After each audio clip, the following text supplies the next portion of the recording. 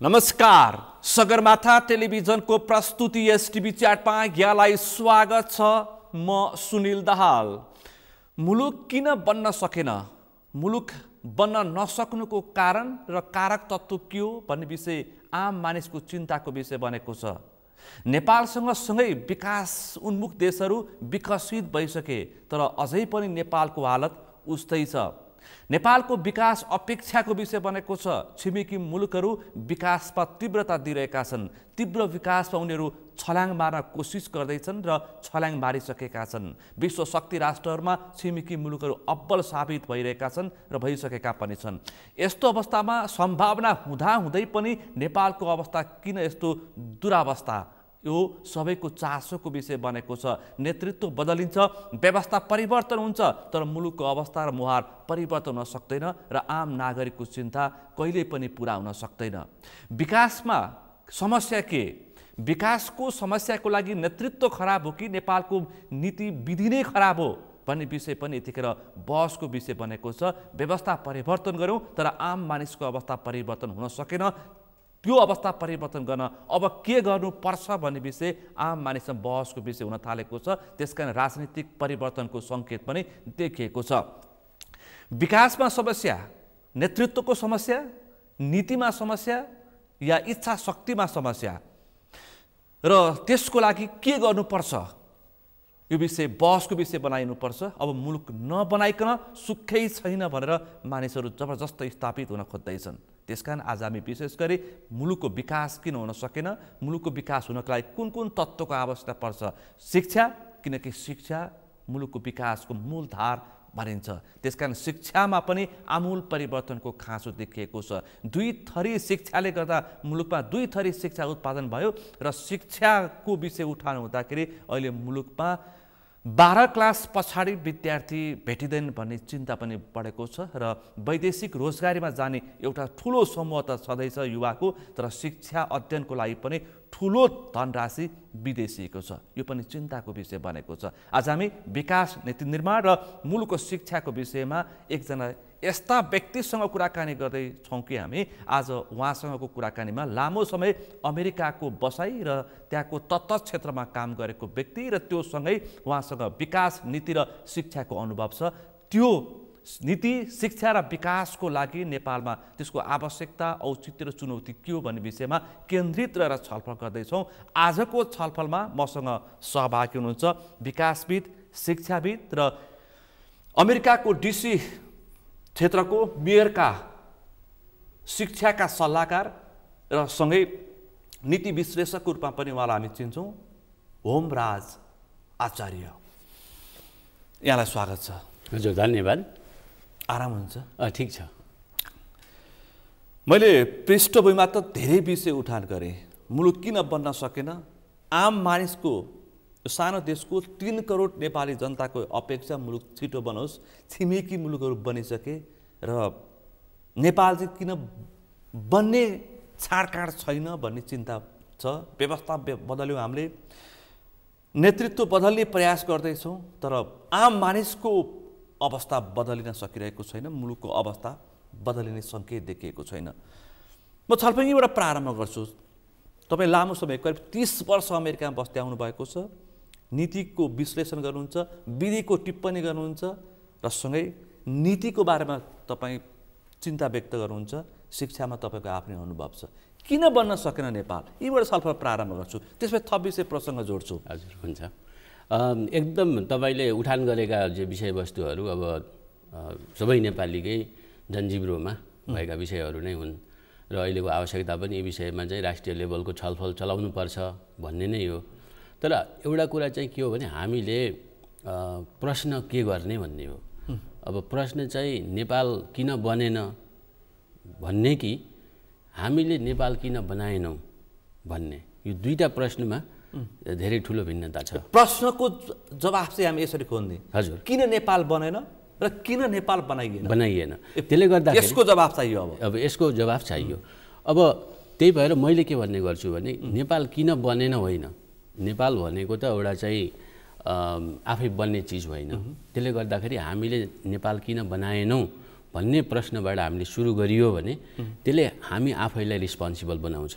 नेपाल किन बनेन भन्ने प्रश्न उठाइयो भने हामी आफ्नो रिस्पोन्सिबिलिटीबाट पन्छिने काम जस्तो देखिन्छ। त्यसले गर्दाखेरि अहिले धेरैको मुखमा मैले यसो सुन्ने गर्छु र सुनि पनि रहेको छु कि नेपाल किन बनेन भन्ने प्रश्न उठिरहन्छ। तर त्यहाँ चाहिँ हामीले नेपाल किन बनाएनौँ भनेर आफैमाथि प्रश्न गर्ने, हामीले त्यो भाष्य निर्माण गर्न जरुरी छ। त्यो भएपछि बल्ल हामी नेपाल बनाउनको लागि किन त्यो इच्छा शक्ति व्यक्त गरिरहेका छैनौँ? किन इच्छा शक्ति राखिरहेका छैनौँ त्यसो भएदेखि?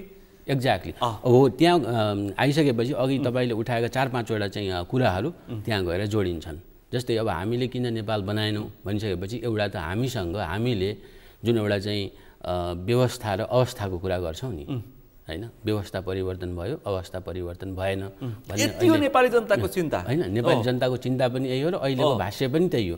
तर एउटा बिग्रिएको गाडीमा एकदम हाई क्वालिटीको पेट्रोल हाल्दैमा अनि त्यसपछि एकदम राम्रो चाहिँ ब्रिलियन्ट ड्राइभर हाल्दैमा त्यो गाडी चल्दैन नि त। त्यस्तै अहिले हामी कहाँ भइरहेको व्यवस्था पनि यो नेपालको लागि चाहिँ त्यति उत्पादनशील व्यवस्था होइन। त्यसले गर्दा यो व्यवस्था मैले त संसदीय व्यवस्थाकै कुरा गरिरहेको छु। अपनत्व गर्न सक्ने खालको व्यवस्था होइन। किन? यहाँ त हामीले साना चाहिँ युद्ध सरदारहरू मात्रै निर्माण गरिरहेछौँ, होइन? युद्ध सरदार? हजुर, किनभने यो चाहिँ पोलिटिकल वारलोडिजम भन्छ कि, होइन, राजनैतिक युद्ध सरदारवाद। हामीले चाहिँ अहिलेको यो संसदीय व्यवस्थाले साना टुक्रा युद्ध सरदारहरू जन्माइरहेछौँ। त्यो बन्दुकै लिएर जाने युद्ध सरदार भन्या होइन, होइन, त्यो आफू चाहिँ सत्ता शक्ति साधन र स्रोतमा आफ्नो चाहिँ वर्चस्व कायम गर्नका लागि साना झुन्ड र ग्रुपहरूले त्यही शक्ति लगाएर आफ्नो शक्तिलाई चाहिँ केन्द्रित गर्ने र त्यहाँ बसिरहने त्यस्तो किसिमको एउटा चाहिँ हामीले चाहिँ यो पोलिटिकल वारलोडिजमको कल्चर यो चाहिँ संसदीय व्यवस्था अन्तर्गत चाहिँ इस्टाब्लिस गरेका छौँ।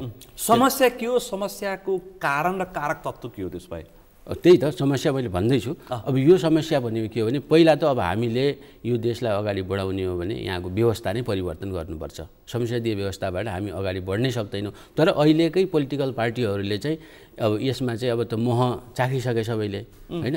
थोरै युद्ध सरदार भएर सानो युद्ध सरदार भएर एउटा सानो एरियामा आफ्नो वर्चस्व जमाइयो भने अब त्यहाँ चाहिँ आफ्नो चाहिँ त्यो पोजिसन प्रभाव कायम रहिरहन्छ।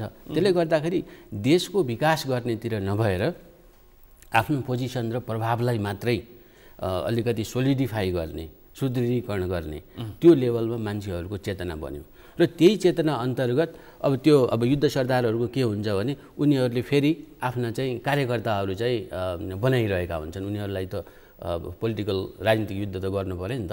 त्यसले गर्दाखेरि ती कार्यकर्ताहरू त्यही वरिपरि चाहिँ झुमिरहन्छन्। त्यसले गर्दाखेरि हामीले एउटा यस्तो किसिमको सिस्टमको निर्माण गऱ्यौँ जहाँ चाहिँ यो देश हाम्रो हो भन्ने भन्दा पनि हामी यो ग्रुपका मान्छे हौँ, हाम्रो ग्रुपले यो गर्छ भनेर हामी चाहिँ पुरा भरियावादमा गयौँ कि अर्काको भारी बोक्ने निकृष्ट दलगत स्वार्थमा हामी फस्यौँ। एक्ज्याक्टली, त्यसलाई चाहिँ मैले चाहिँ भरियातन्त्र भन्ने चाहिँ नामाकरण गरेँ। यहाँ चाहिँ आम मानिसको मुखमा चाहिँ के छ भने झोलेवाद। अब झोलामा त अहिले थोरै हुन्छ, भरियामा त देखिँदैन नि त, होइन? उसलाई थाहै छैन म केमा चाहिँ रुमलिरहेको छु भन्ने। तर त्यो बोझले ऊ यति थिच्या छ कि त्यो बोझ उसको शरीरको एउटा दिमागको एउटा पार्ट बनिएको छ कि त्यसले गर्दाखेरि उसले मैले भारी बोकेको छु भन्ने नै पत्ता लगाउन सक्दैन। त्यसले गर्दाखेरि हामीले के भारी बोकेर अगाडि हिँडिरहेछौँ भन्ने कुरा नै हामीलाई थाहा छैन। यति ठुलो आन्दोलन र यति ठुलो द्वन्द्व पछाडि स्थापित भएको सङ्घीय लोकतान्त्रिक गणतन्त्र, विश्वको उत्कृष्ट व्यवस्था, समाजवाद उन्मुख संविधान, 72 को संविधान त्यसरी नेताले प्रचार गरिरहेका छन्। तपाईँ त्यसो भन्नुहुन्छ यति छिटो तपाईँ व्यवस्था नै खतम भइसक्यो, यो व्यवस्थाले मुलुक बन्दैन भने तपाईँ त्यो निष्कर्षमा पुगिसक्नुभयो कसरी? होइन, यस्तो छ। यो त मैले अहिले भने होइन, नेपालको संविधान जारी हुँदा को अर्को दिन नै, होइन, मैले संविधान पुरै पढिसकेका थिएँ त्यति बेलासम्म। जब मैले हेरेँ नि त्यसमा धेरै कुराहरू चाहिँ हामीले यो देशमा सस्टेनेबल तरिकाले अगाडि बढाउन सक्ने कुराहरू छन्। त्यसलाई मैले अनफन्डेड म्यान्डेट भनेको छु कि तपाईँले हेर्नुभयो भने पनि त्यतिखेरको देखिन्छ। अब दुई कुराबाट अनफन्डेड छ। एउटा त साधन र स्रोतबाट अनफन्डेड भयो, अर्को चाहिँ जनताको अभिमतबाट पनि अनफन्डेड छ। यो कतिपय कुराहरू त्यहाँ चाहिँ त्यस्ता किसिमका कुराहरू छन्, होइन, जुन कुराहरू हामीले कार्यान्वयनमा लानै सक्दैनौँ। जब त्यस्तो किसिमको नीति बनाइन्छ जुन कुरा कार्यान्वयनमा जान सक्दैन, नीतिमा समस्या नीतिमा समस्या के तपाईँले देखेको? त्यो कार्यान्वयनमा जान नसक्ने नीति बनिसकेपछि के हुन्छ भने त्यहाँ बन्ने कानुनहरू पनि कार्यान्वयन गर्न नसक्ने खालका हुन्छन्। कानुन कार्यान्वयन हुन नसकेपछि विधिको शासनको इस्टाब्लिस हुँदैन। त्यही भएर हामीहरूले नीति निर्माण गर्दाखेरि त्यस्ता नीतिहरू बनाउनुपर्छ जसलाई चाहिँ जनताले र नीति बनाउने मान्छेहरूले फलो गरून् के। अब हामी कहाँ कस्तो छ भने नीति चाहिँ जनताको लागि बनाइदिने अनि ठुला बडाहरूले त्यसलाई चाहिँ फलो पनि गर्न नपर्ने खालको चाहिँ त्यस्तो किसिमको हामीले चाहिँ एकदम यो सामन्तवाद भन्ने चाहिँ जुन शब्द हामीले सुनिरहन्छौँ नि, वामपन्थीले बढी प्रयोग गर्छ होइन। तर यस्तो छ, त्यो सामन्तवाद शब्द चाहिँ वामपन्थीको मात्रै पेवा त होइन नि त। नेपालमा चाहिँ विशेष गरी वामपन्थीले प्रयोग गर्छ। हो, एक्ज्याक्टली, उनीहरूले प्रयोग गर्छन्।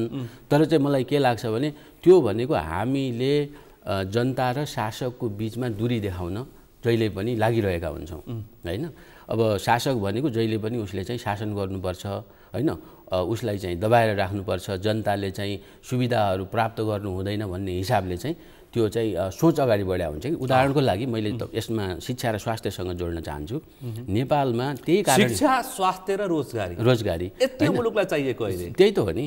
अनि अब शिक्षा भएपछि मान्छे चाहिँ आफ्नो चाहिँ विभिन्न किसिमका स्किलहरूले सुसज्जित हुन्छ, होइन, उसले काम गर्न सक्छ।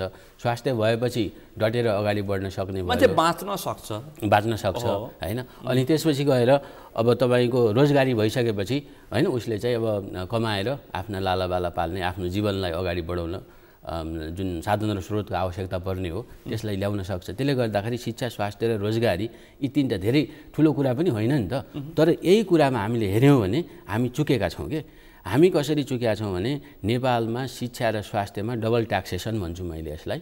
2 पटक हामीले ट्याक्स तिर्छौँ, होइन। 1 कप चियालाई 2 पटक पैसा तिरिसकेपछि त्यो कस्तो किसिमको म्यानेजमेन्ट हो, त्यो कस्तो किसिमको चाहिँ एउटा प्रक्रिया हो जहाँ चाहिँ एउटा वस्तुलाई 2 पटक पैसा तिर्नुपर्ने हुन्छ। उदाहरणको लागि तपाईँ 2 पटक हामी ट्याक्स तिर्छौँ शिक्षा र स्वास्थ्यमा, त्यसको उपलब्धि, त्यसको प्रतिफल जनतालाई के एक्ज्याक्ट त्यो भनेको त क्लेप्टोक्रेसी भन्छ नि, होइन, चोरतन्त्र के, चोरतन्त्र, होइन। किनभने 2 चोटि मैले यो गिलासमा तपाईँलाई पैसा दिएर, होइन, अब यसको ल 20 रुपियाँ हो भने मैले 2 चोटि तपाईँलाई दिएँ भने मैले 40 तिरेँ नि त। त्यो 40 रुपियाँ मध्ये 20 रुपियाँ त चोरी हो। त्यसले गर्दाखेरि त्यो लेभलको शिक्षा चोरी हो नि। यहाँ सुन्नु न, अब कसरी हुँदैछ त्यो चोरी, जनताले बुझ्न जरुरी छ कि यी विषयहरू। जस्तै प्रत्येक नागरिकले कमाइसकेपछि उसले राज्यलाई ट्याक्स तिर्छ। त्यो ट्याक्सबाट स्कुलहरू, होइन, सार्वजनिक स्कुलहरू र सार्वजनिक हस्पिटलहरू, स्वास्थ्यका विभिन्न निकायहरू चाहिँ चल्छन्। तर त्यो गुणस्तरको नाममा हामीले के गर्छौँ, पैसा तिरेर फेरि शिक्षा प्राइभेट एन्टिटीहरूबाट किन्छौँ। भनिसकेपछि एउटै कुरालाई एउटै व्यक्तिले 2 पटक तिर्यो कि तिरेन? ट्याक्स तिरेर सरकारी विद्यालय र हस्पिटलहरू, सार्वजनिक, होइन, निकायहरूलाई चाहिँ त्यो उनीहरूको चाहिँ भरथेक गरिरहेछौँ। त्यो पनि हाम्रै पैसा हो। र त्यसले क्वालिटी दिन सकेन भनेर फेरि यतापट्टि प्राइभेटतिर पनि हामीहरू गइरहेछौँ। र प्राइभेटलाई सार्वजनिकले दिएको भए त जान जरुरी थिएन नि। एउटा राज्यलाई कर तिरिरहेछौँ, अर्को प्राइभेट भन्न, अर्को फेरि निजी क्षेत्रलाई पनि करै हो, त्यो पनि, होइन, 2 थरी कर छ। त्यसले गर्दाखेरि एउटै वस्तुलाई 2 पटक पैसा तिरेर हामीले किनिरहेको अवस्था छ। भनिसकेपछि त्यो म्यानेजमेन्टको तरिकाले हेर्ने हो भने त त्यो जस्तो इनएफिसियन्ट म्यानेजमेन्ट भने त केही पनि होइन नि त। एउटै वस्तुलाई 2 पटक हामीले चाहिँ पैसा तिर्नुपर्ने अवस्था सिर्जना गरेका छौँ कि यो देशमा। यो राज्यले नागरिकलाई त्यसरी ठगिरहेछ भनिसकेपछि त्यस्तो किसिमको ठग राज्यमा हामी चाहिँ अहिले चाहिँ बसेर अनि देशको विकास किन भएन भन्ने चाहिँ कुरा गरिरहेछौँ। त्यसले गर्दाखेरि हामीले पहिला प्रश्न उठाउनु पर्यो कि किन हामीले यसरी चाहिँ तिरिरहेछौँ, अनि अर्कोतर्फबाट चाहिँ त्यो सुविधा लिनको लागि फेरि सुविधाहरू किनिरहेछौँ। अब यो लेभलको डबल ट्याक्सेसन सिस्टमलाई अन्त्य गर्नको लागि शिक्षामा पनि हाई क्वालिटी हामीले चाहिँ उच्च गुणस्तर इस्टाब्लिस गर्नु पर्यो, स्वास्थ्यमा पनि हामीले उच्च गुणस्तर स्थापना गर्नु पर्यो। त्यो कति राम्रो कुरा गर्नुभयो तपाईँले। आम मानिसलाई यो धेरैलाई मैले के गरिरहेको छु भन्ने कुरा थाहा छैन। यता सरकारलाई त्यसकै लागि तिरिरहेछ, कर तिरिरहेको छ, उता फेरि यो ठिक भएन भनेर फेरि अर्कोतिर पनि निजी क्षेत्रलाई पनि कर तिरिरहेका छौँ र त्यसबाट केही लाभ लिन खोज्दैछौँ। भइसकेपछि आर्थिक प्रगति कसरी हुन्छ? अब के गर्ने? यदि त्यो एकातिर तिर्नुपर्ने पैसा उनीहरूले चाहिँ उद्योगमा व्यवसायमा खर्च गरे भए त त्यसले त त्यो त लगानी हुन्थ्यो नि त, होइन? त्यो त लगानी हुन्थ्यो, त्यो लगानीले चाहिँ फेरि प्रतिफल दिन्थ्यो। त्यस कारणले गर्दाखेरि हामीले हाम्रो लगानीलाई पनि विश्लेषण गर्न सकिरहेको अवस्था छैन र हामी चाहिँ लगानी गर्नलाई पनि एउटा चाहिँ भनौँ न यो ब्याड इन्भेस्टर, होइन?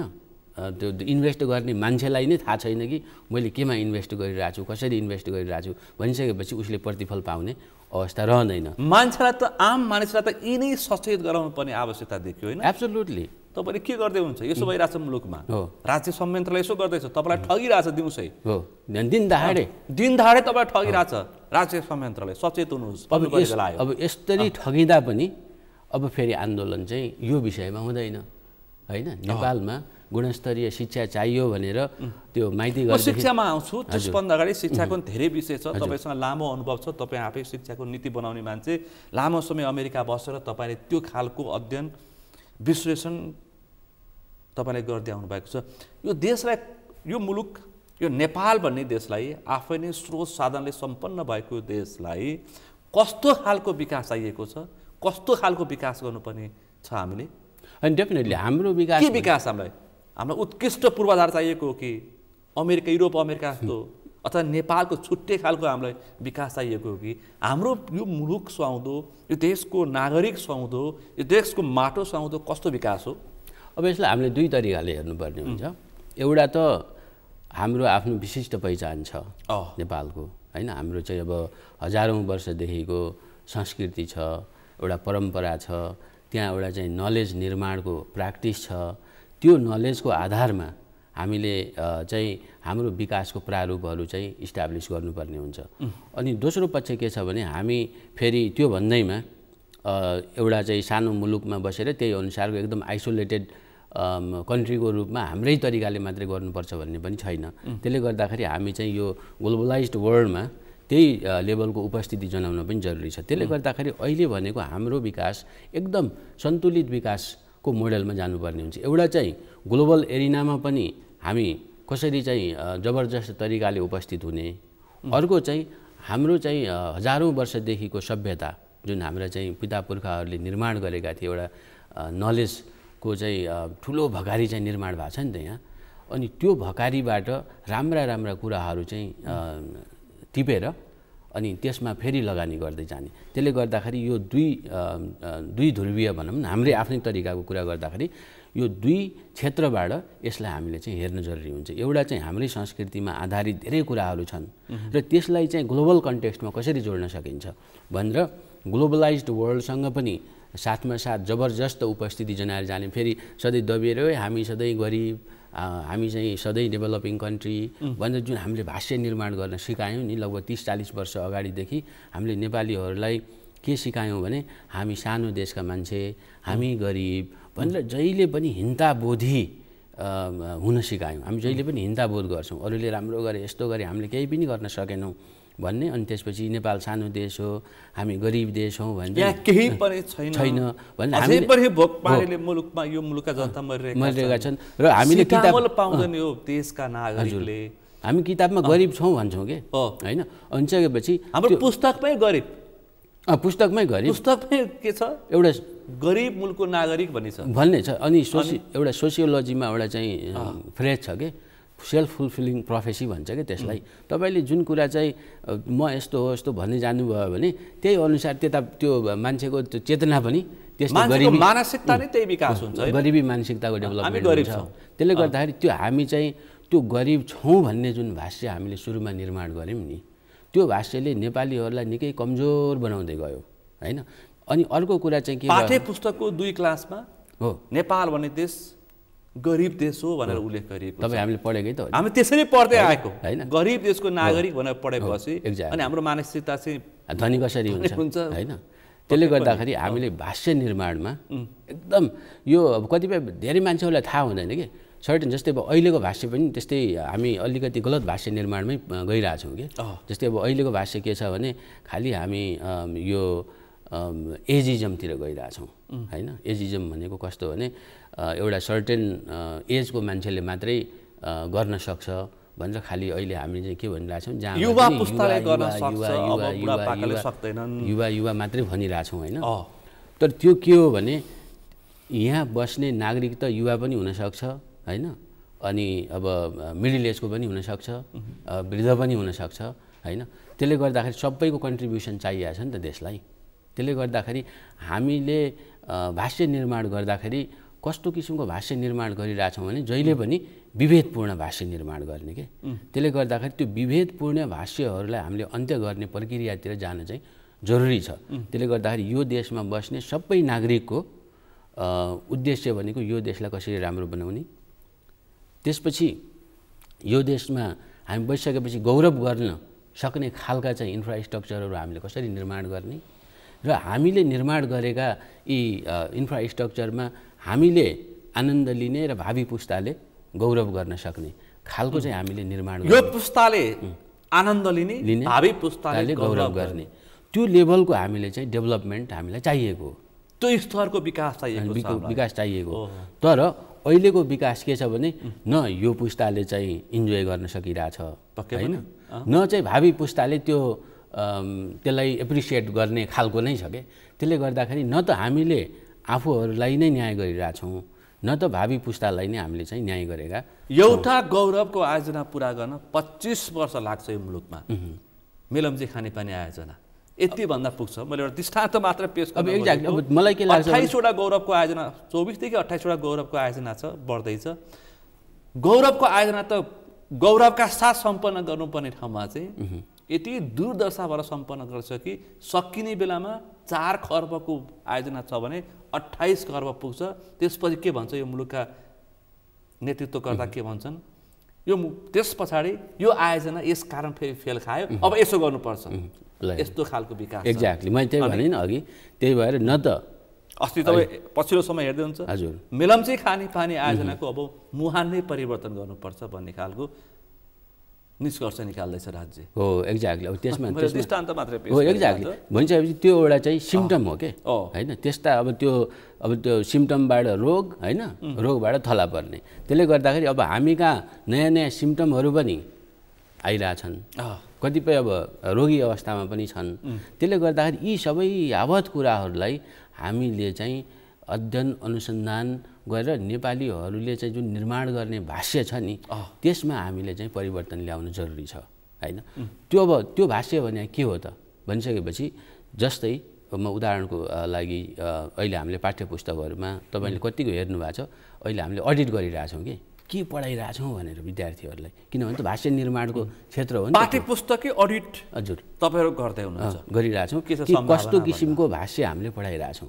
किनभने मैले विभिन्न देशहरूमा चाहिँ अध्ययन अनुसन्धान गर्दाखेरि त्यहाँको शिक्षा पद्धति नीति निर्माणको प्रक्रियालाई हेर्दाखेरि भाष्य निर्माण भनेको धेरै महत्त्वपूर्ण विषय हो कि हामीले के कुराहरू चाहिँ मान्छेको दिमागमा घुसाउन चाहन्छौँ र त्यो अनुसार उनीहरूको चाहिँ एउटा चाहिँ वर्ल्ड भ्यू पनि निर्माण हुने गर्छ। एउटा राष्ट्रिय भ्यू हुन्छ, स्थानीय भ्यू हुन्छ, अर्को चाहिँ वर्ल्ड भ्यू हुन्छ। त्यसले गर्दाखेरि हामीले त्यो तिनटै लेभलको स्थानीय लेभलको दृष्टिकोण हुनु पर्यो, राष्ट्रिय लेभलको दृष्टिकोण हुनु पर्यो, त्यसपछि ग्लोबल लेभलको दृष्टिकोण हुनु पर्यो र त्यो तिनटाको बिचमा होरिजन्टल चाहिँ र भर्टिकल कनेक्सन हुन जरुरी छ कि। त्यसले गर्दाखेरि हामी जुन ठाउँमा गए पनि त्यो विषयमा छलफल गर्न, एउटा चाहिँ जबरजस्त रूपमा आफ्ना कुराहरू राख्न होइन, समस्याहरू पहिचान गर्न र समस्याहरूको समाधान गर्नका लागि उपायहरू बताउन चाहिँ सक्ने खालको चाहिँ हुन सक्छौँ। तर त्यो लेभलको भाष्य हामी कहाँ भएन, हामी जहिले पनि अभाव र गरिबीको भाष्य मात्रै निर्माण गरिरहेछौँ।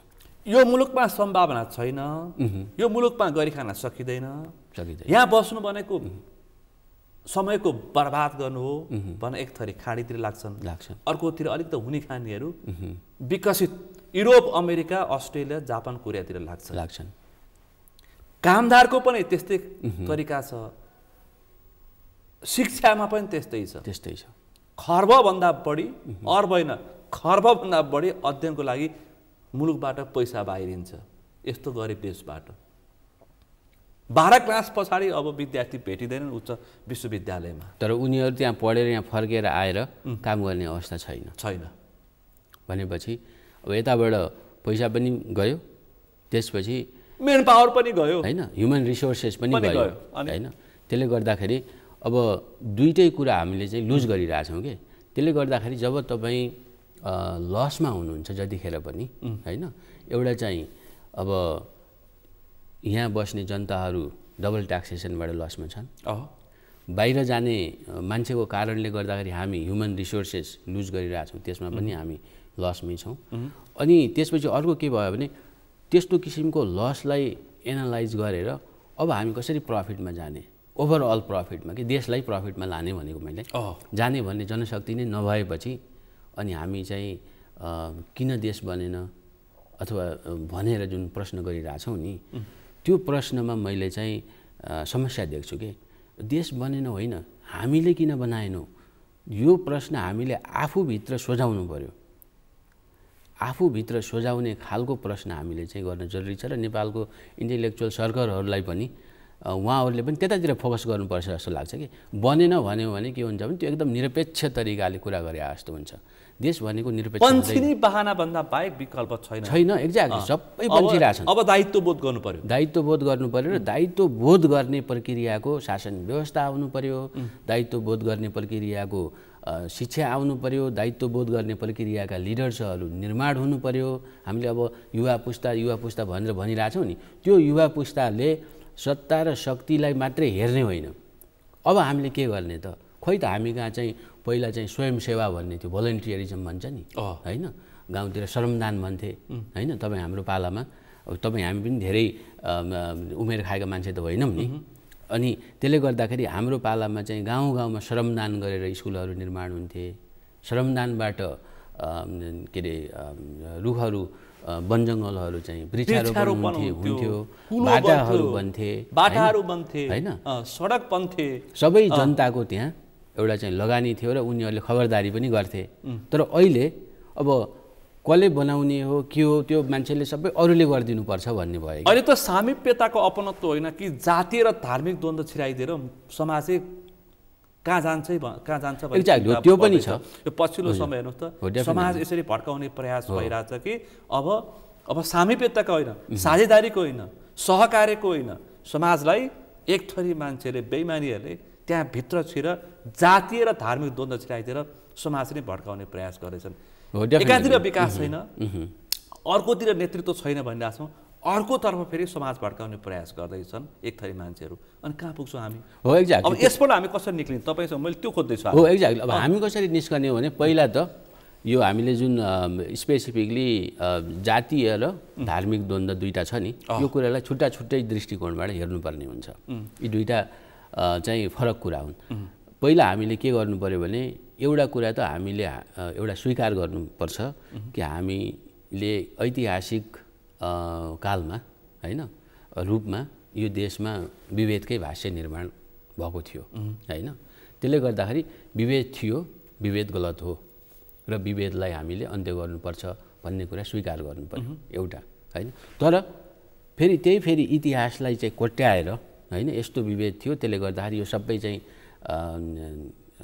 निमेट्यान्न पार्नुपर्छ भन्ने हिसाबले जुन डिस्ट्रक्सनको भाष्य निर्माण भइरहेछ नि, त्यसमाथि राजनीति गर्न खोजिँदैछ नि। हो एक्ज्याक्टली। हो त्यो चाहिँ गलत हो भनिसकेपछि यी कुराहरूलाई चाहिँ छुट्याएर चाहिँ हेर्नुपर्ने हुन्छ। विभेदको भाष्य गलत छ, विभेदको अन्त्य हुनुपर्छ। तर त्यही विभेदको भाष्यलाई फेरि चाहिँ सिँढी बनाएर होइन अनि द्वन्द्व सिर्जना गर्ने जुन काम हुँदैछ समाधान भन्दा हो त्यो चाहिँ गलत हो। त्यसले गर्दाखेरि यी दुईवटा कुराहरूमा नेतृत्व तहमा बस्ने मान्छेहरू र नीति निर्माण तहमा बस्ने मान्छेहरूले सूक्ष्म रूपमा केलाउन सक्नुपर्छ। अनि त्यसरी केलाउन नसक्दाखेरि नै त बिग्रिया हो नि त। सक्छ यो राजनीतिक नेतृत्वले, यो कर्मचारी संयन्त्रले सक्छ, गर्न दिन्छ, गर्छन् यिनीहरूले होइन। त्यो चाहने हो भने त सक्छन्। किन यो राजनीतिक नेतृत्व है, एउटै व्यक्ति 5 पटक प्रधानमन्त्री भएको, 3 पटक प्रधानमन्त्री भएको, तेस्रो चौथो पटकको प्रतिस्पर्धा गर्दैछ एउटै पात्र। तर यस्तो यिनीहरूले सक्छन् भन्ने प्रश्न चाहिँ यिनीहरूले सक्छन्, तर आम नागरिक सक्दैन भन्ने होइन। यस्तो छ तर यिनीहरू गर्दैनन्, त्यो हो कुरो। किन गर्दैन यिनीहरू? हो एक्ज्याक्ट किन गर्दैनन् भन्नुहुन्छ भने मैले जुन अघि भनिसकेँ तपाईँले खोजेकै त्यही हो होइन, हामीले चाहिँ यो युद्ध सरदारवाद, राजनीतिक युद्ध सरदारवादको सिस्टम चाहिँ हामीले यहाँ युज गरेका छौँ। त्यसको अर्थ के हो भने म शासन, सत्ता, शक्ति र स्रोतको पहुँचमा सधैँ बसिरहनुपर्छ, जबरजस्त बसिरहनुपर्छ भन्ने त्यो भाष्य निर्माण भए हुनाले यिनीहरूले गर्दैनन्। सक्छ नि, किनभने मान्छे हो, मान्छे भन्ने त सारा संसारको मान्छे एउटै, युरोप अमेरिकामा बस्ने मान्छे पनि त्यही 23 जोडी क्रोमोजोमले बनिया हो होइन, नेचुरली कुरा गर्दाखेरि हामी पनि त्यही हो। त्यसले गर्दाखेरि युरोप, अमेरिका, अफ्रिका, अस्ट्रेलिया होइन, चाइना जहाँसुकै बसे पनि मान्छे त एउटै हो नि। मान्छेका अगाडि समस्या आयो भने उसले समाधान गर्न सक्छ। त्यो मान्छेको क्यापासिटीसित क्वेसन भएन होइन, तर त्यो मान्छेलाई हामीले कसरी क्यापासिटेट गर्ने होइन, र त्यो मान्छेले गर्न चाहन्छ कि चाहँदैन भनिसकेपछि यो पोलिटिकल विलको कुरा हुन्छ नि। अनि देशलाई माया गर्ने इच्छा शक्ति छ कि छैन, आफ्नो सेक्रिफाइस गरेर भन्न त भन्छन्। अब 14-15 वर्ष जेलखानमा बसेर हामी आएका भनेर नेताहरूको भाषण सुनिन्छ नि। अब तर त्यसलाई चाहिँ यता पेन्सनको रूपमा युज गर्ने भयो कि होइन। हिजो जेलमा बसेको चाहिँ पेन्सन अहिले हामीले चाहिँ राजनीतिक रूपमा चाहिँ लिनुपर्छ होइन, सत्तामा बसिराख्नुपर्छ भन्ने सबै नेताहरूले हामीले यस्तो किसिमको स्ट्रगल गरेर आएका हौँ। स्ट्रगल गरेर आउनुभएको हो उहाँहरू भने देशलाई कसरी अगाडि बढाउने भनेर आफू बसेर एउटा चाहिँ एडभाइजरको रूपमा उहाँहरूलाई नयाँ पुस्तालाई होइन, नयाँ आउने मान्छेहरूलाई दिएर पो जाने हो त। मै नै बस्नुपर्छ भन्ने जुन त्यो साधन र स्रोतको नजिक चाहिँ सधैँ रहिरहनुपर्छ, शक्तिको नजिक रहिरहनुपर्छ। त्यो भएन भने मलाई चाहिँ कसैले पुस्दैनन् अथवा मेरो स्ट्याटस तल। हामी एकदम स्ट्याटस कन्सियस सोसाइटी भयौँ। यस्तो छ कि हेर्नुहोस् त, प्रचुर सम्भावना हुँदाहुँदै हजुर समृद्धिको सपना गलत नेतृत्वको हातमा नै बन्नुपर्छ। हो त्यही हो, गलत नेतृत्वको हातमा पुग्दाखेरि धकेलिएछ। तपाईँ हाम्रो पुस्ता धकेलिँदैछ, अर्को पुस्ता। अस्ति 5 वर्ष अगाडि एक थरी दलहरू अब मुलुक बनाउँछु भनेर लागि परे, आफै झगडा गरेर 5 वर्ष बिताइदिए। अस्ति मङ्सिरको चुनाव यतिखेर हामी आइसकेका छौँ, अझै पनि गठबन्धनको नाममा अनेक थरीका नाममा फेरि 1 वर्ष बितिसक्यो, 4 वर्षको हालत उस्तै होला भन्ने छ। 10 वर्ष बित्छ, 10 वर्षमा तपाईँ डिसीमा के परिवर्तन देख्नु तपाईँले? एक्ज्याक्टली, हामीले त धेरै परिवर्तन गर्यौँ त्यहाँ। जस्तै अमेरिकाको डिसीमा 10 वर्षमा के परिवर्तन देख्नु? धेरै परिवर्तन यहाँ त हेर्नुहोस् यस्तो छ होइन। तपाईँ चाहिँ त्यही अब डिसीमा पनि जानुभयो भने होइन, शिक्षामा त्यसपछि गएर जुन जनताहरूले त्यहाँ प्राप्त गर्नुपर्ने सेवा र सुविधाका कुराहरू छन् त्यसमा ड्रास्टिकली परिवर्तन भइसकेको छ होइन। म डिसी जाँदाखेरिको अवस्था र अहिलेको अवस्थामा धेरै फरक छ कि। त्यसले गर्दाखेरि 10 होइन 5 वर्षमा पनि कायापलट हुन्छ। तर हामीले चाहिँ व्यवस्थापन गर्न जान्न पर्यो र त्यो भित्र चाहिँ यो देश, जनता र आफू, फेरि आफूलाई बिर्सिने पनि भएन नि त।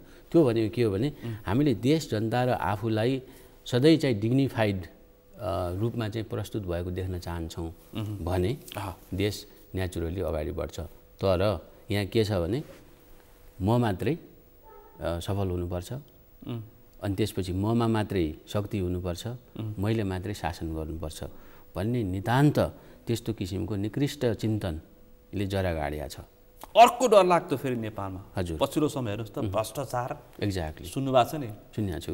नेपालीलाई राजनीतिक संयन्त्रको संलग्नतामा नेपालीलाई भुटानी शरणार्थी बनाएर तेस्रो मुलुक पठाउँछ सरकार नै। त्यति मात्र हो र प्रधानमन्त्री निवास बेचेर खाइदिन्छन्, सट्टापट्टा मिलाइदिन्छन्, सुन तस्करी, वाइट बडी, के बडी, अब चाहिँ यति ओम्नी यस्ता डरलाग्दा मुलुक छ यस्तो करप्सनको हेर्दा भ्रष्टाचारले यस्तो अवस्थामा थिल्तिलो अवस्थामा छ।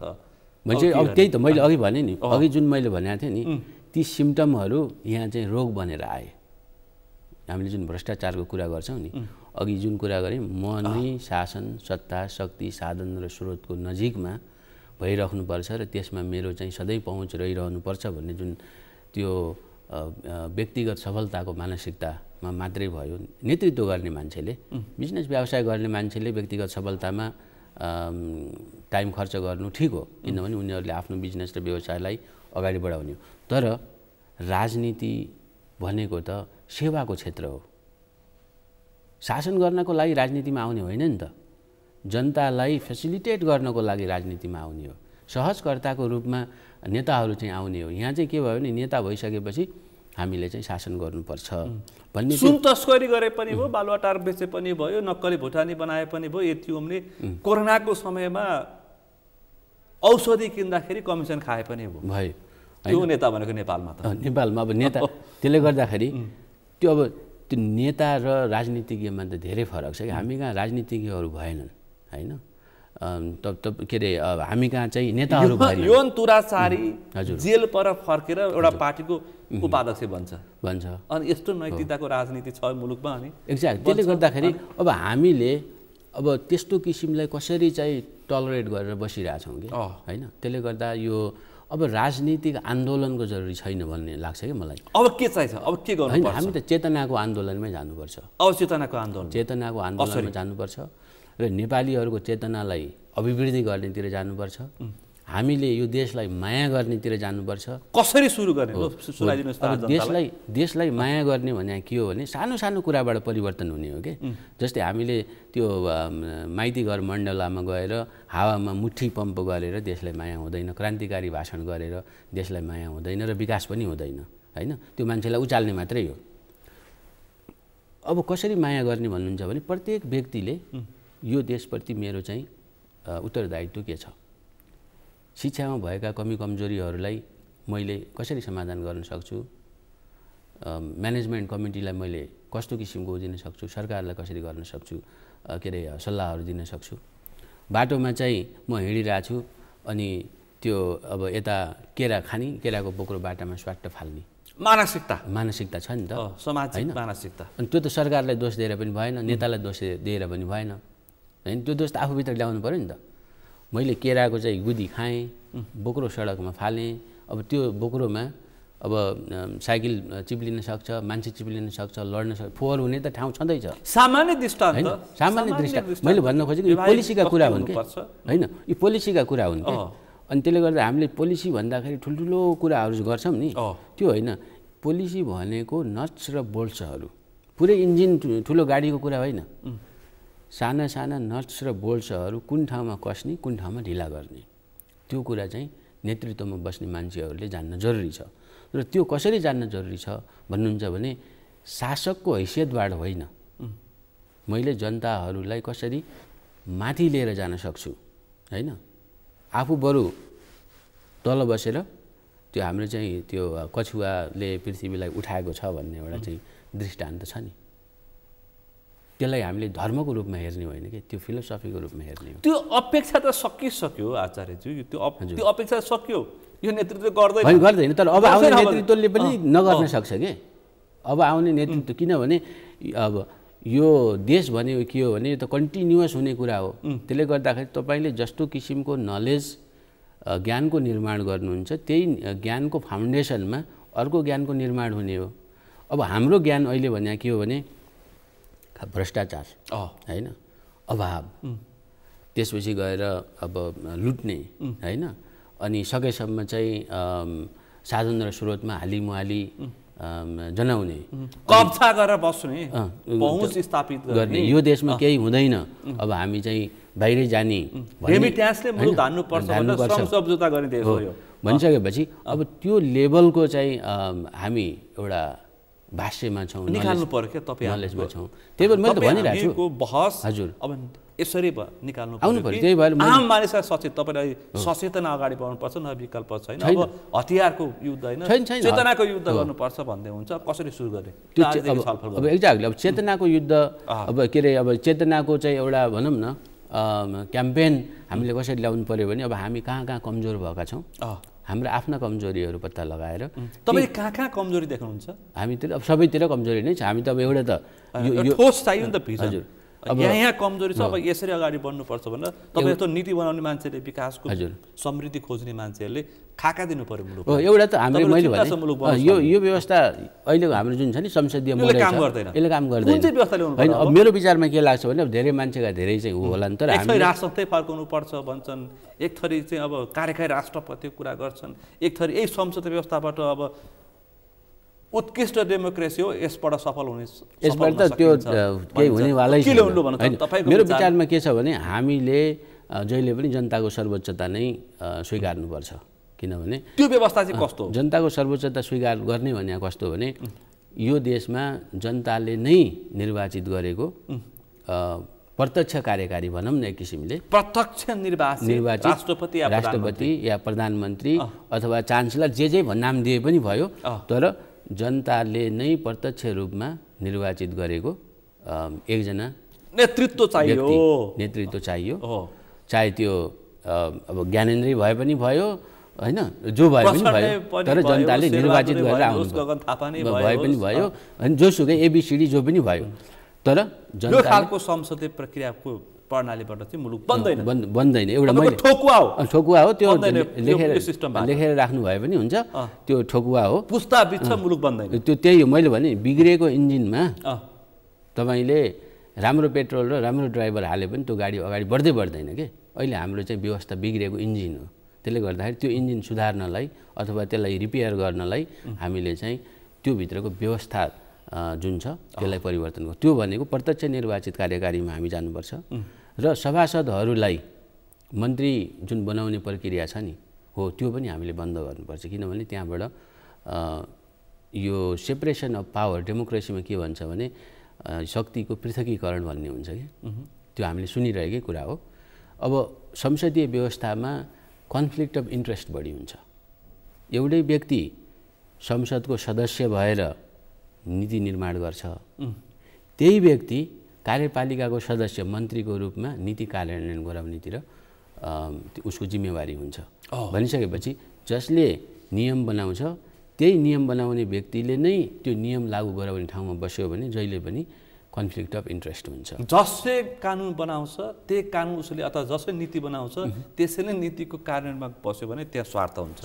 त्यस कारण यो व्यवस्था चाहिँदैन। हो, एक्ज्याक्टली। त्यस कारण यो व्यवस्थाले मुलुक बन्दैन। एक्ज्याक्टली। त्यसले हामी अहिले व्यवस्था त्यही हो, त्यो एउटै व्यक्ति सभासद, त्यही व्यक्ति फेरि मन्त्री हुन्छ। त्यसले गर्दाखेरि सभासद र मन्त्रीलाई छुट्टा छुट्टै जिम्मेवारी दिन जरुरी छ। सभासदको काम नीतिहरू नियमहरू बनाउने, मन्त्रीको काम कार्यान्वयन गर्ने, ऊ त एक्जिक्युटिभ ब्रान्चको मान्छे हो नि त हैन।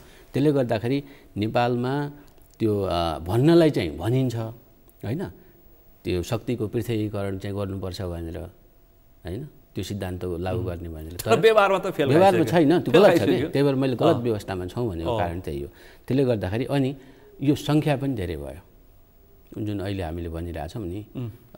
अब यत्रो देश मन्त्री 3 तहको संरचना छ, केन्द्र, प्रदेश र स्थानीय तह। ठिक छ, त्यो 3 तहको संरचना पनि आफैमा समस्या होइन के। त्यसको मान्छेले यसलाई पनि यो संघीयतालाई पनि समस्या देख्दैछन् के। अनि यस्तो व्यवस्था मुलुक नबन्नुमा त्यो त धेरै मान्छेलाई सेवा र सुविधा दिँदाखेरि नै समस्या आएको हो।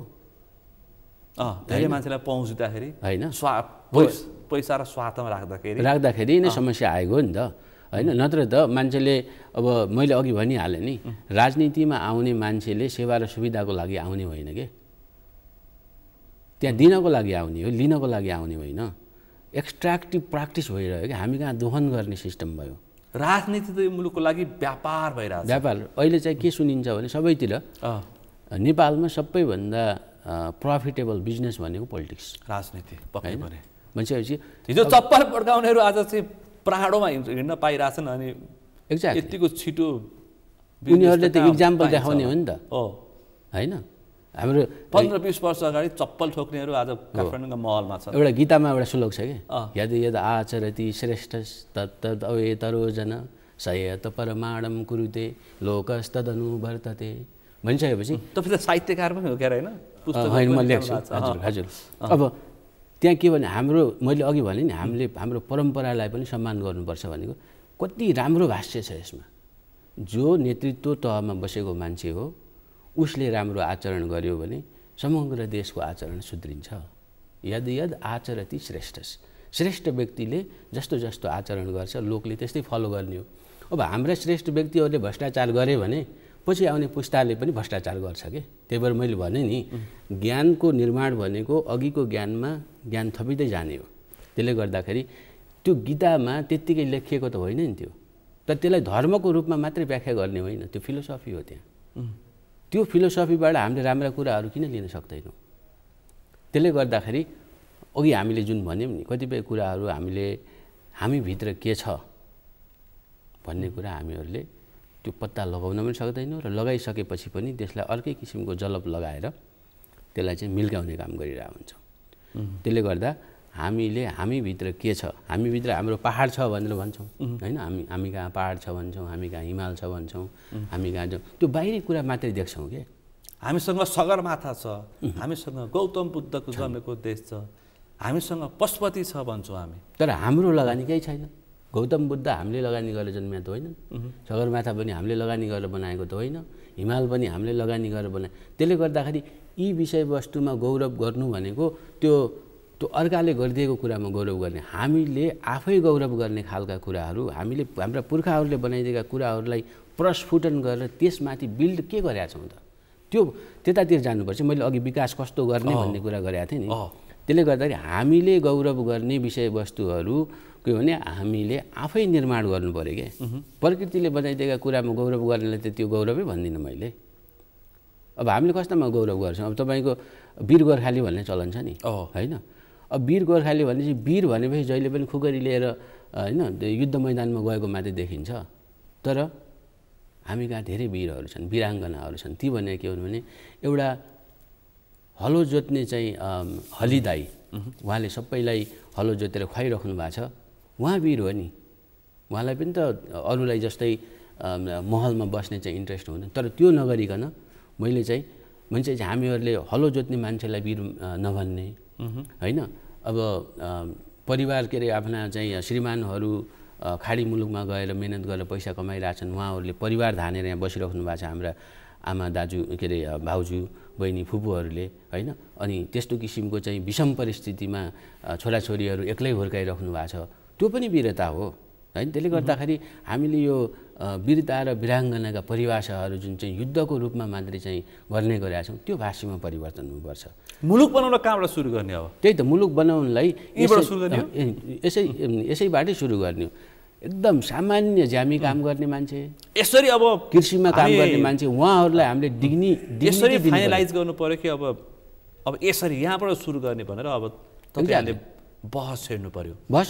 डिग्निटी चाहिँ एकदम फाउन्डेसन लेभलमा काम गर्ने मान्छेहरूलाई व्यवस्थै बदलेर हुन्छ कि नीति बदलेर हुन्छ कि व्यवस्था परिवर्तन गरेर हुन्छ कि नेतृत्व फालिदिएर हुन्छ कि अब चेतनाको आन्दोलन भनेको त्यही हो कि मैले अघि जुन भने नि, हामीले भाष्य परिवर्तन गर्नु पर्यो।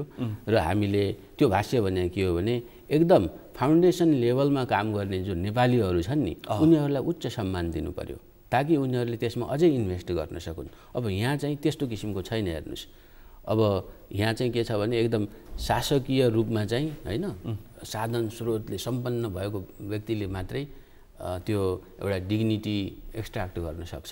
खै यो गैर आवश्यक नेपालीले राम्रा चाहिँ विश्वभरि चाहिँ अब उत्कृष्ट काम गरेका व्यक्तिलाई ल्याएर मुलुकको समृद्धिको लागि चाहिँ त्यो ब्रेन प्रयोग गर्छु भन्छन्, तर गर्दैन।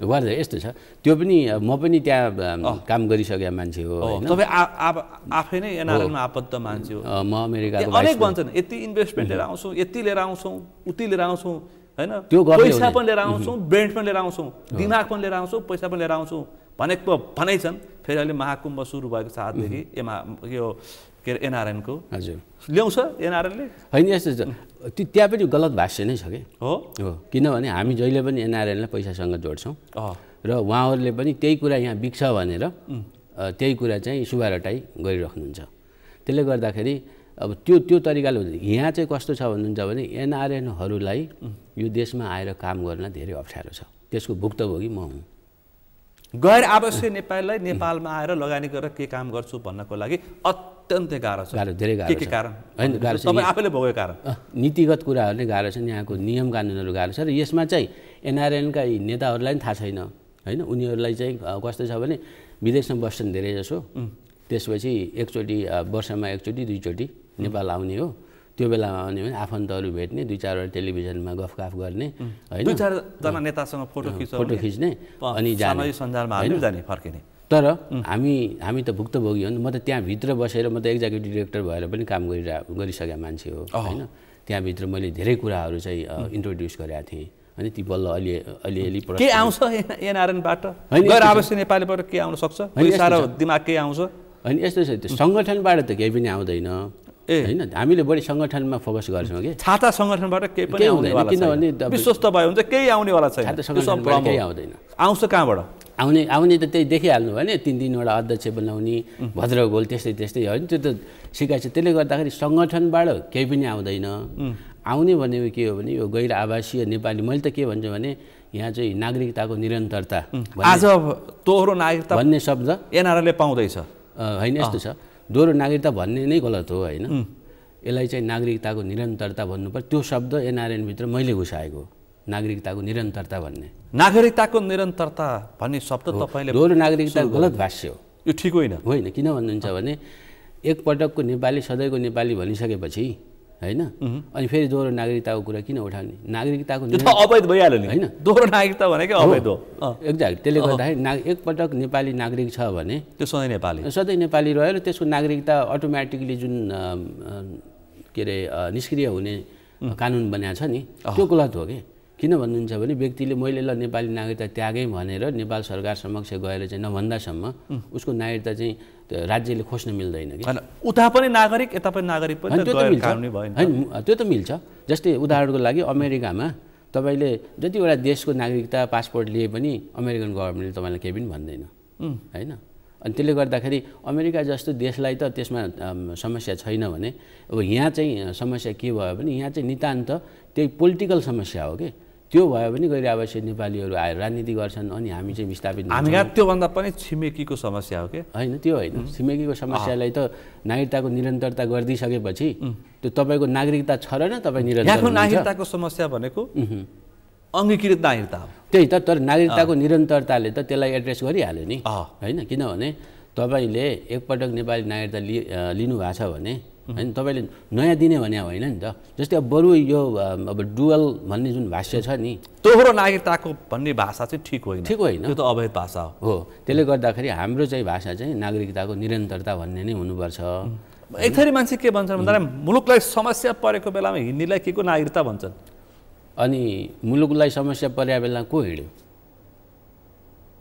देश मुलुक पीडामा बसेको बेला मुलुक द्वन्द्वमा फसेको बेलामा कसले थेग्यो भन्नेहरूलाई किन नागरिकता दिने भन्छ एक थरी मान्छे होइन तर त्यहाँ सोध्नु पर्यो कसले थेग्यो अहिलेसम्म देश टाट पल्टिनबाट कसले रोक्यो चप्पल लाएर खाडीमा पुग्नेले जोगाइरहेको छन् युरोप अमेरिकामा बस्ने जोगाएको होइन भन्छन् किन नहुनु त्यहाँ पनि भन्छन् एकपटक त सबैभन्दा बढी रेमिट्यान्स अमेरिकाबाट पनि त आयो नि सबैभन्दा बढी 2-3 वर्ष अगाडि चाहिँ सबैभन्दा बढी रेमिट्यान्स अमेरिकाबाट भित्र्या हो त्यसले गर्दाखेरि त्यो भाष्य पनि गलत छ कि त्यसले गर्दाखेरि हामी एकदम इमोसनल कुरा मात्रै चाहिँ बढी चाहिँ ध्यान दिने यो देशमा चाहिँ एउटा इमोसनल कुरा बढी पुग्छ अनि अर्को राष्ट्रियता षड्यन्त्रवादी सिद्धान्त बढी बिग्छ षड्यन्त्रवादी सिद्धान्त अनि त्यसपछि गएर अनि अल्ट्रा नेसनलिजम बढी बिग्छ यो तीनटा कुरा यी चाहिँ रोग हुन् मुलुकको लागि अल्ट्रा नेसनलिजम पनि रोग हो अति राष्ट्रवाद पनि रोग हो त्यसपछि गएर षड्यन्त्रवादी सिद्धान्तमा विश्वास किनभने कसैमाथि विश्वास हुँदैन क्या त्यसले अनि षड्यन्त्रवादी सिद्धान्तमा हामी विश्वास गर्छौँ त्यो पनि एउटा रोग हो होइन अनि त्यसपछि गएर अब त्यो अनेक प्रकारका जुन भाष्यहरू चाहिँ हामीले बनाइरहेछौँ नि त्यस्तो खालको यस्ता विषयहरूमा चाहिँ हामी क्रिटिकल्ली जानु पऱ्यो क्या हाम्रो अर्थतन्त्र नै डरलाग्दो अवस्थामा पुग्दैछ भने चिन्ता गर्दैछौँ के गर्ने अब होइन अब यस्तो छ अब अर्थतन्त्र त अब यस्तै सिस्टम भित्र त अब डर लाग्दो कतिखेर के हुने हो भने सब जहाँ गए पनि त्यही भन्छन् मान्छेहरूले तर अब यसो हेर्नुभयो भने अब रेस्टुरेन्ट पनि प्याक छन् होटेलहरू पनि प्याक छन् होइन जुन ठाउँमा गए पनि प्याक छ फेरि अर्थतन्त्र पनि गडबड भइरहेछ भने यो दुईवटा कुरामा तादात्म्य देखिरहेको छैन कि मैले त्यसले गर्दाखेरि नेपालको अर्थतन्त्र कसरी चलिरहेको छ भन्ने कुराहरू चाहिँ एकदम सूक्ष्म लेभलबाट विश्लेषण गर्न जरुरी छ अब कतिपय मान्छेहरूले एकचोटि अब श्रीलङ्का हुँदैछ नेपाल भनेर भन्थे हो हामीले त्यसमा चिन्ता गरेर छलफल गऱ्यौँ तर मैले त्यतिखेर पनि त्यो गलत भाष्य हो भनेको थिएँ कि किनभने श्रीलङ्का हुनको लागि त तपाईँ पहिला श्रीलङ्का भएको हुनु पऱ्यो नि त तपाईँ श्रीलङ्का नै हुनु भएको छैन पहिला भने कसरी श्रीलङ्का हुनुहुन्छ भनेपछि हामी पहिला श्रीलङ्कै भएको छैन हामी त बटममै छौँ कसरी हामी श्रीलङ्का भन्छौँ होइन यो गिलास यहाँ भए पो यो खसेर टेबलमा झर्ने हो होइन तर यो टेबलभन्दा तल त्यो गिलास त खस्दैन हामीले धक्का दिएर चाहिँ नफालेसम्म त्यसले गर्दाखेरि हामी त बटममै छौँ होइन त्यसले गर्दाखेरि बटमभन्दा तल धेरै तल जाने अन्तिममा छु म यो हामी घोघन्ते शिक्षामा हजुर प्र्याक्टिसमा आयो अब के गर्नुपर्छ प्राविधिक शिक्षाको कुरा पनि चर्चामा छ एक लाइनमा भन्दाखेरि तपाईँ के भन्नुहुन्छ है तपाईँ शिक्षाको विद होइन मुलुकमा कस्तो शिक्षा चाहिन्छ त्यसपछि मुलुक बनाउन टेवा पुग्छ अब यस्तो छ अब एक लाइनमा त अब त्यो होइन अब देशै निर्माण गर्ने चिज हो भनेर साध्य हुँदैन होइन एउटा भनाइको लागि एक लाइन हो अब नेपाललाई चाहिने शिक्षा भनेकै त्यही हो कि हामीले यो देशलाई होइन निर्माण विकास गर्ने हो भने पहिला त सार्वजनिक शिक्षालाई उच्च गुणस्तरीय बनाउनु पर्यो अब त्यो उच्च गुणस्तरीय भनेको नेपालको आवश्यकता परिपूर्ति गर्ने र ग्लोबल लेभलमा नेपालीहरूलाई कम्पिटेन्ट बनाउने दुई थरी शिक्षा चिन्ता होइन हाम्रो चाहिँ स्ट्राटेजी त्यस्तो हुनुपर्छ होइन यो निजी शिक्षा र यो सामुदायिक शिक्षा भन्छु नि हजुर सरकारी र निजी शिक्षाको यहाँ बहुत बहस हुन्छ होइन त्यो त हामीले त्यो चाहिँ हामीले एउटै दिनुपर्छ हो सरकार कि निजी सरकारले दिने र निजीले दिने एउटै शिक्षा हुनुपर्छ कि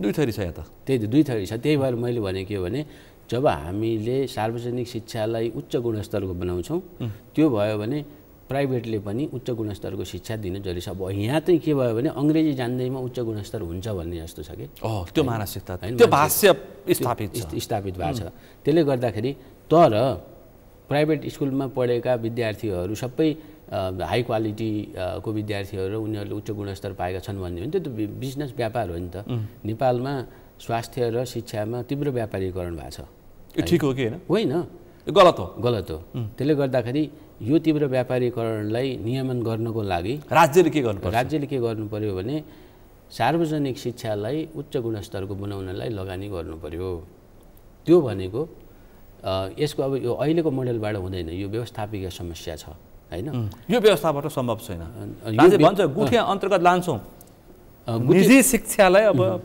अनि ठिक छ त्यो गुठी अन्तर्गत व्यवस्थापन गर्छ चलिरहेछ होइन त्यो मेरो विचारमा त्यो पोजिटिभ लाइनतिरै जाने कुरा हो तर त्यसको मेकानिजम कस्तो बन्छ भन्ने कुरामा हामीले चाहिँ छलफल गर्नुपर्छ कि जस्तै उदाहरणको लागि मैले तपाईँलाई वासिङटन डीसीको एउटा उदाहरण दिन्छु वासिङटन डीसीमा पनि सार्वजनिक शिक्षा कमजोर भइरहेको अवस्था थियो अनि त्यहाँका विद्यार्थीहरू अब विभिन्न अरू राज्यमा पैसा तिरेर गइरहेको अवस्था थियो त्यसपछि त्यहाँ चाहिँ एकदम छलफल गरेर नागरिक शिखर सम्मेलन पनि आयोजना गरेर कसरी अगाडि बढाउने त भन्ने कुरा भइसकेपछि पब्लिकली फन्डेड प्राइभेटली म्यानेज्ड सुन्नुहोस् है पब्लिकली फन्डेड प्राइभेटली म्यानेज्ड सिस्टममा हामी जाउँ भन्ने कुरो आयो त्यो भनेको के हो भने निजी तवरले म्यानेजमेन्ट गर्ने सरकारले पैसा दिने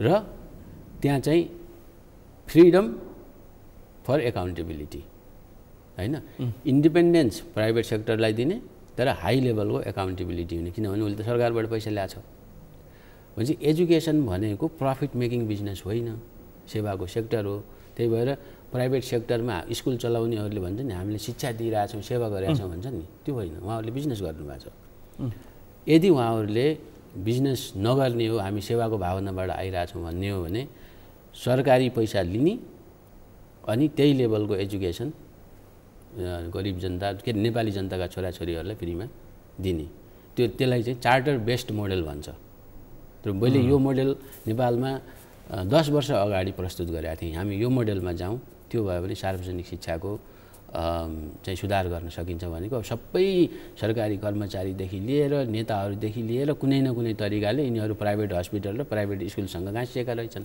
प्रत्येक नेताको र प्रत्येक कर्मचारीको निजी स्कुल र स्वास्थ्यमा लगानी छ रहेछन् त्यो मेरो मोडललाई मान्ने त कुरै भएन विभिन्न गरे त्यसपछि अनि मलाई के लाग्यो भने वास्तवमा यो देशलाई माया गर्ने नेता राजनीति गर्ने मान्छे यो देशमा रहन्छ भन्ने निष्कर्षमा म पुग्या हो कि त्यतिखेर त्यसले गर्दाखेरि मैले अब चाहिँ नेतृत्वसँग चाहिँ अपेक्षा छैन जनतासँग छ हो नेपाली जनतासँग मेरो ठुलो सम्भावना छ किनभने होइन सम्भावना तपाईँ नेपालमा बसेर के गर्ने हो अब होइन गर्ने त्यही भएर त खुरी खेलिरहेछौँ नि अब भएको आफ्नो चाहिँ सुविधा सम्पन्न एउटा चाहिँ जीवनलाई होइन छोडेर यही देशमा केही गर्न सकिन्छ नेपालीहरूलाई 2-4वटा कुरा सिकाउन सकिन्छ मलाई राजनीति त गर्नु छैन होइन तर आफूले जानेका कुरा सिकाउन त सक्यो नि त त्यसले गर्दाखेरि अब त्यो विषयमा चाहिँ म चाहिँ घनीभूत रूपमा चाहिँ लागिरहेको छु र बाहिर बस्ने हामीले तपाईँले एनआरएनको पनि कुरा गर्नुभयो गइरहेपछि नेपाली उत्पादनशील क्षेत्रमा आउनु पर्यो उत्पादनशील क्षेत्र र बेरोजगारी उत्पादन गर्ने कारखाना होइन कि शिक्षा, रोजगारी उत्पादन गर्ने कारखानाको रूपमा विकास हुनु पर्यो। तपाईँ त्यसमा लाग्नुहुन्छ? डेफिनेटली त्यसको उपाय तपाईँसँग छ? होइन, मसँग त्यो उपाय छ, त्यसका स्ट्राटेजीहरू छन्। तर सम्बन्धित ठाउँमा बस्ने, अब हामी बाहिर बाटामा तपाईँ र म टेलिभिजनमा होइन छलफल गरेर मात्रै त हुँदैन। यो पनि एक किसिमको दबाब हो राज्यलाई चाहिँ यो दबाब हो। ठ्याक्कै समय सक्यो, फेरि हामी छलफल पक्कै पनि गर्छौँ होइन। तपाईँ नेपालमै बस्ने सोचमा हुनुहुन्छ, त्यसपछि हामी यस्ता बहस धेरै गर्छौँ। आजको लागि चाहिँ यो संवाद र समयको लागि आभार व्यक्त गर्न चाहन्छु। हस्, धेरै धेरै धन्यवाद सुनिलजी, मलाई तपाईँको स्टुडियोमा टाइम दिनुभयो आफ्ना कुराहरू राख्नको लागि, त्यसको लागि म आभार व्यक्त गर्न चाहन्छु। आज हामीले विशेष गरी यो विकासको विषय उठान गऱ्यौँ। मुलुक किन बन्न सकेन, नेतृत्व, व्यवस्था या इच्छा शक्ति, यसमा अलिक बढी केन्द्रित रह्यौँ किनकि आम मानिसको चिन्ता यसमै छ। त्यसका नेपालको शिक्षा स्वास्थ्यको अवस्था र त्यसपछि गैर आवासीय नेपाली सङ्घ एनआरएनको भूमिका लगायतका विषय प्रसङ्गमा केन्द्रित रहेर छलफल गऱ्यौँ। आजको छलफलमा मसँग सहभागी हुन्थ्यो विकासविद, शिक्षाविद, नीति विश्लेषक होमराज आचार्य। आजको विषय प्रसङ्ग यति नै। भोलि अर्को विषय प्रसङ्गका साथ एसटिभी च्याट ल्याउने बाचा गर्दै म सुनिल दाहाल पनि बिदा चाहन्छु। सगरमाथा टेलिभिजन हेर्दै गर्नुहोला। नमस्कार।